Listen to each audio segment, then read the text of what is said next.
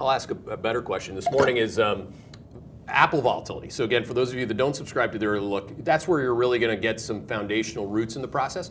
So what I did was I drew up, again, the setup. Now the setup for Apple volatility is really gnarly here. Now Apple volatility trend breakout would be 39 vol, VX APL. So again, that's the VIX equivalent of the on front month VIX for the Apple.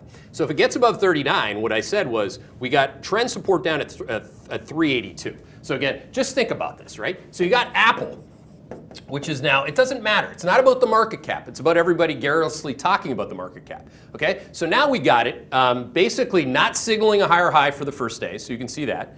We have trend support down at 382. Okay, 382. So it's greater than 382.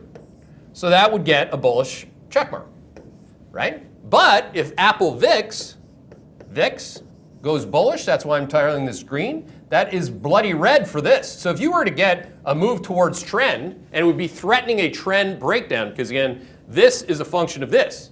That would be a 17% drop from where a bunch of bozos bought it for the first time in their life yesterday. Now, if you're down 17% from here, it takes you what? You got to be up 20.5% to get back to break even. Now that'll leave a mark. Okay, so start thinking about risk within the lens of everything else. Now also put in where are futures and options pricing the thing. So again, look at futures and options. This morning we've included the volatility data for Apple, for example. So you can see that on the implied vol data. So right at the bottom you can see implied vol discount for Apple has gone from a 30% premium to a 18% discount. That's super complacent and capitulatory. That means that the shorts have covered.